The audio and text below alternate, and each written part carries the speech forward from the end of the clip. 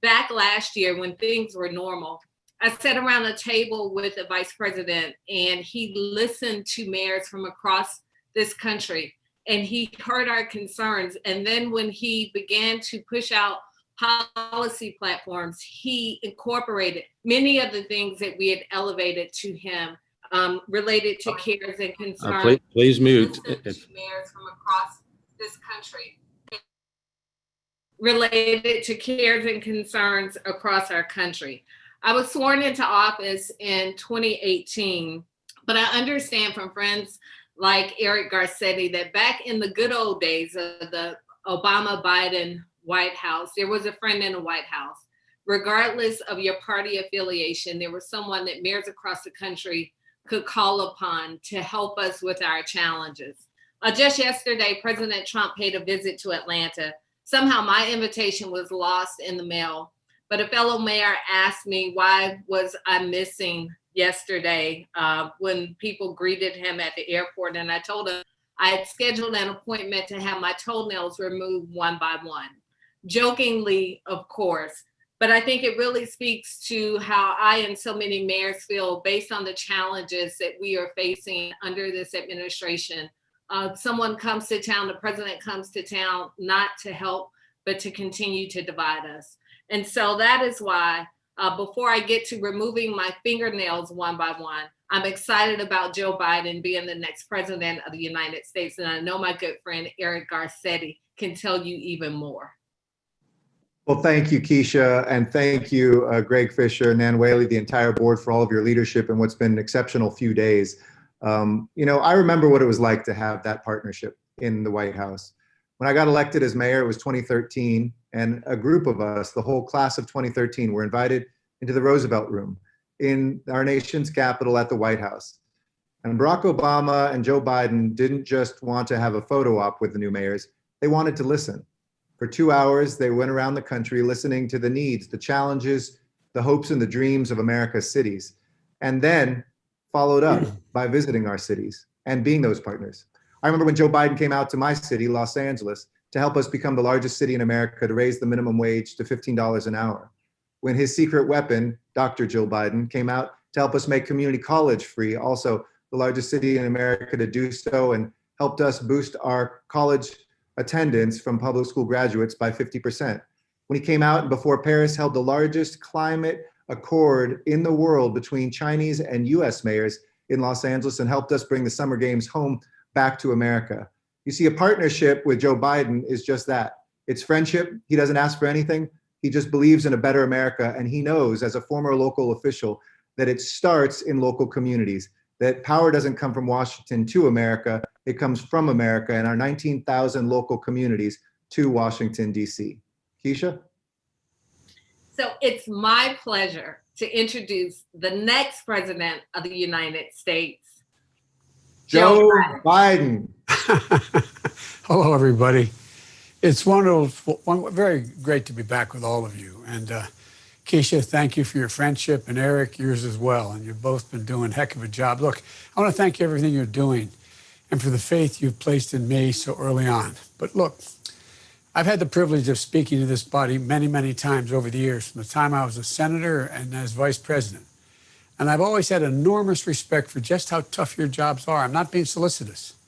I used to be a county councilman in Delaware. I only ran for the United States Senate because I realized how hard local office is. I kiddingly say that I did it because, I ran for the Senate because it was easier. But the quality of people's lives is so much more in your hands and on your shoulders than anyone else. Making sure people feel safe walking down the street, making sure the garbage gets collected, making sure the schools are safe and open. All the concrete things that make everyday life or break everyday life. They're not partisan things. They're just practical things.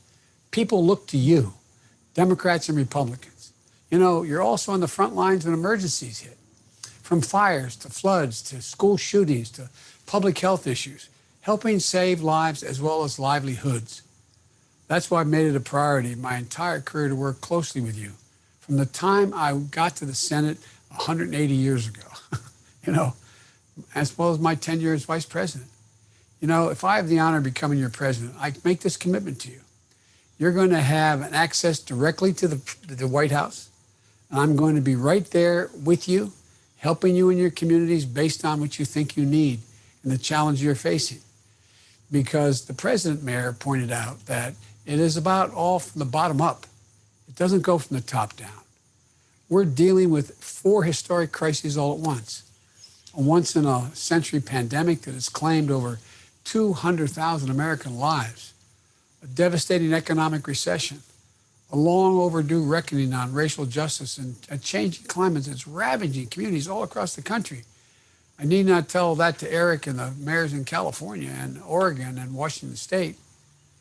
Not one of those crises should have a partisan dimension. I really mean that, not one single one. If I get elected president, I'm not going to be the Democratic president. I'm going to be an American president.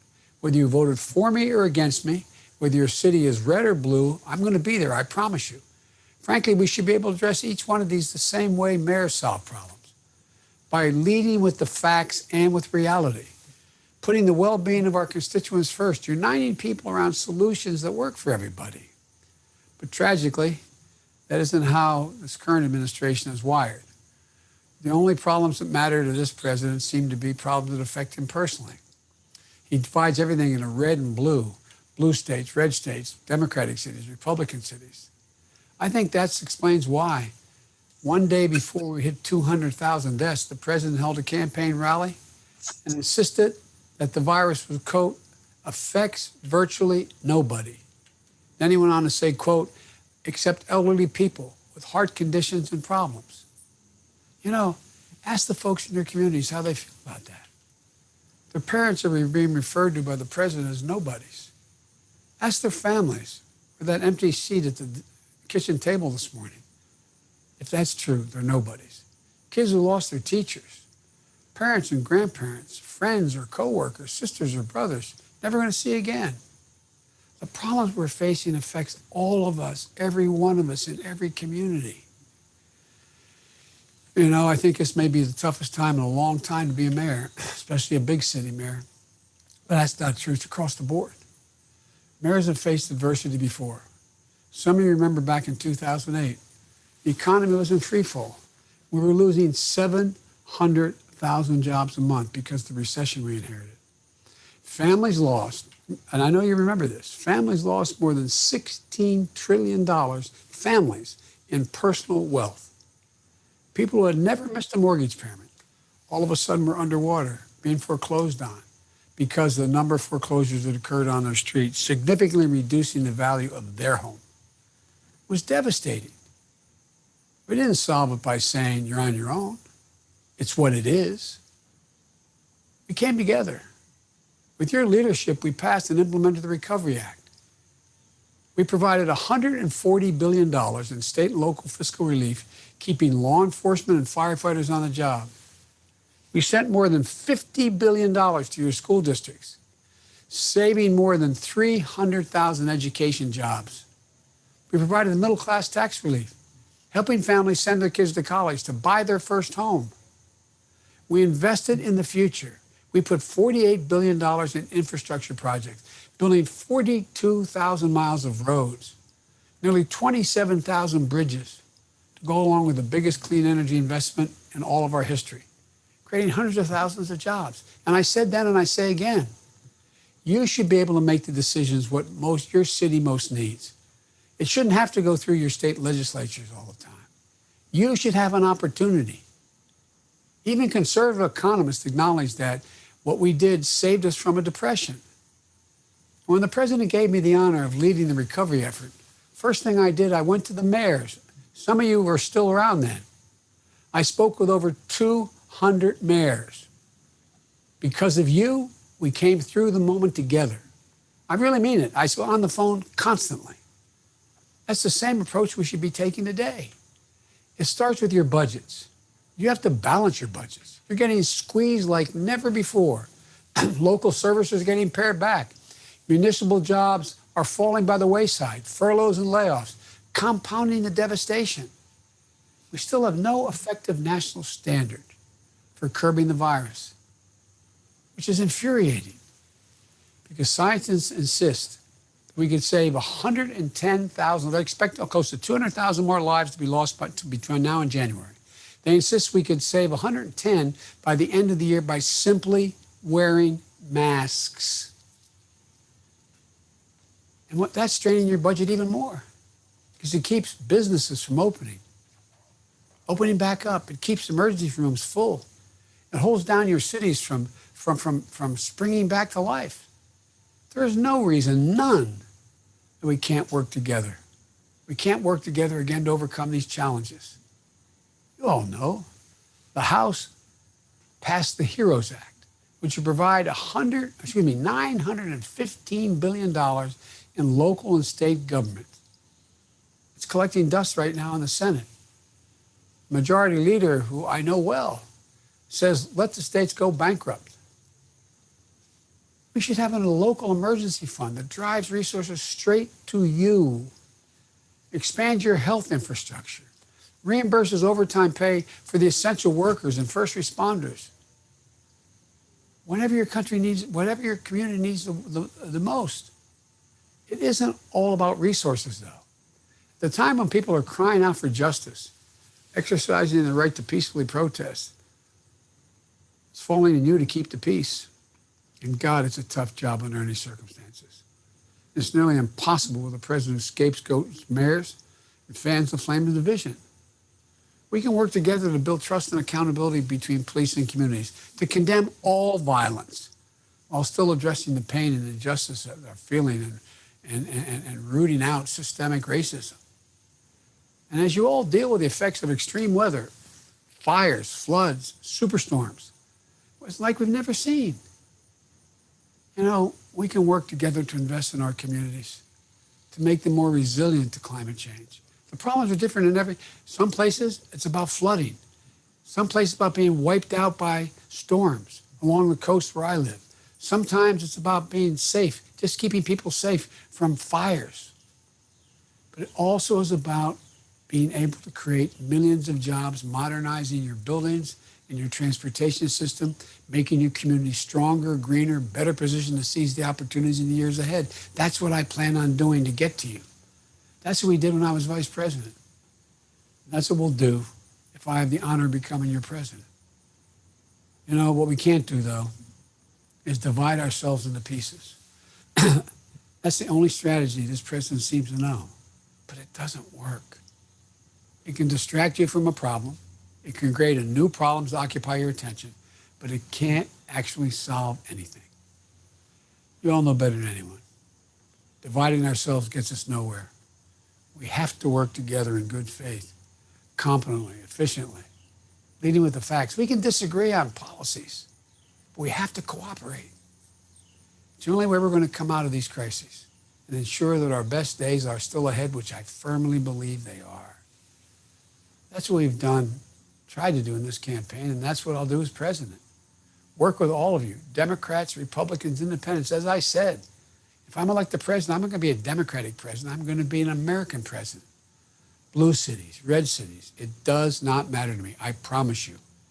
Every American community deserves the full support of an American president. Look, being a mayor, and you know I'm not kidding about this, is hard under the best of circumstances. But the worst thing a president can do is to drive wedges and make your job tougher because he thinks it benefits him or stirs up chaos in your communities. You deserve a partner who'll listen to you, who'll work with you, work on your priorities. Someone who gets your back and saves your back, works to cover your back, no matter what you are, no matter what challenge you're facing. You know, this moment we're facing now isn't a partisan moment. It's an American moment. That sounds corny, doesn't it? But it's true. It's an American moment. It's a chance for us to overcome anger and division that has held us back of late for far too long. We can emerge from these crises. We can do what we're best at doing. Unite. Work together. And it starts with the mayors. And I really mean that. It starts with all of you. I promise you, if I'm elected, you will have direct access to the White House. I want to thank you all because we need you to build back better. You are the foundation stone, not a joke. You're the ones leading the way. And what people don't realize is over the last 6 years, more young people are moving into cities than out of cities. There's so many possibilities. We got to stop the hate and the division now. Got to stop pouring flames on the fire. Got to start talking straight to the American people. That's what you all do.